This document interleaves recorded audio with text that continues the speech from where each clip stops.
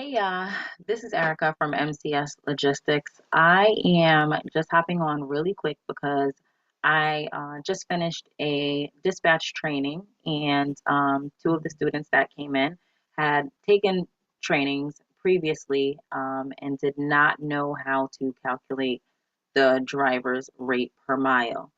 Um, it's very important that you know how to calculate this. It's important that, even though it shows the rate per mile here in the load board, what happened was we called a broker and it wasn't for this load, it was for a different load.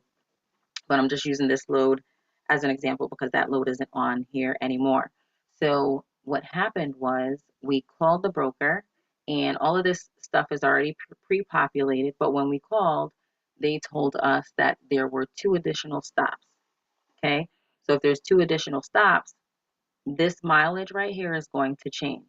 So instead of, let's say, 1743, it could have been, like 2,000 miles. Let's say they had to stop there. This load is going to from Albany, New York to the Bronx and then to Brooklyn and then to Deer Park, Texas.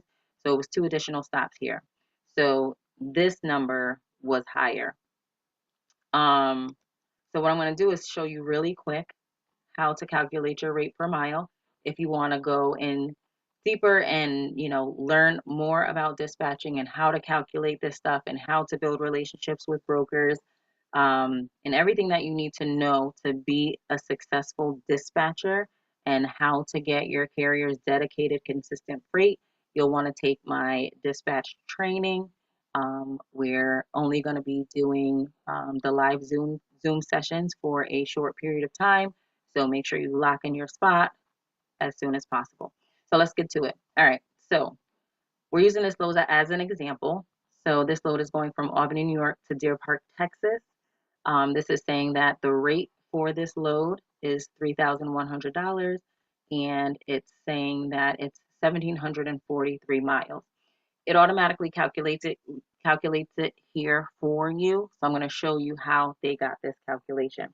So if this load is $3,100, we're always going to negotiate. So I don't care what this number says.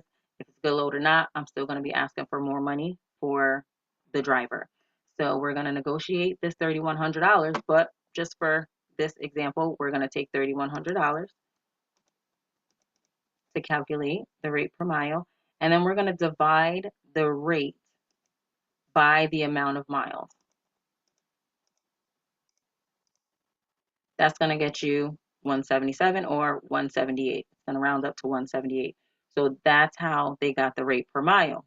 However, if there's additional stops that's not listed in here, this number is going to change, right? So let's say this number is, for example, 2,000 miles, right? Because when you called the broker, they said, oh, it's not only these two stops, we have four stops. So it's 2,000 miles instead. Now we're looking at a totally different scenario. So we got $3,100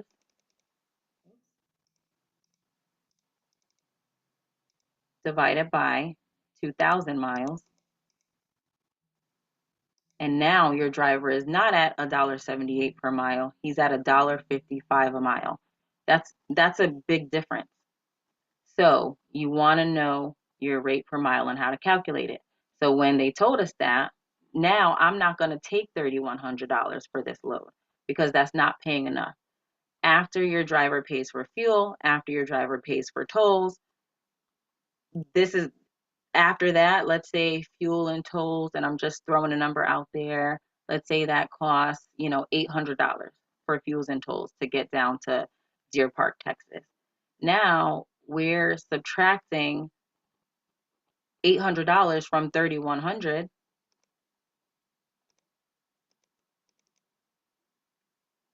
minus 800 for fuel and tolls.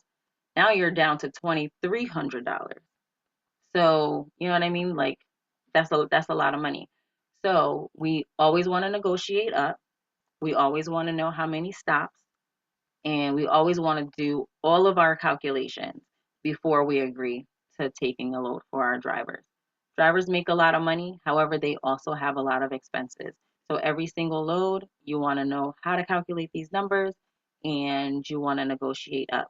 If you want to learn more, take my training. You can reach out to me at any time on Facebook, on Instagram. You can also send me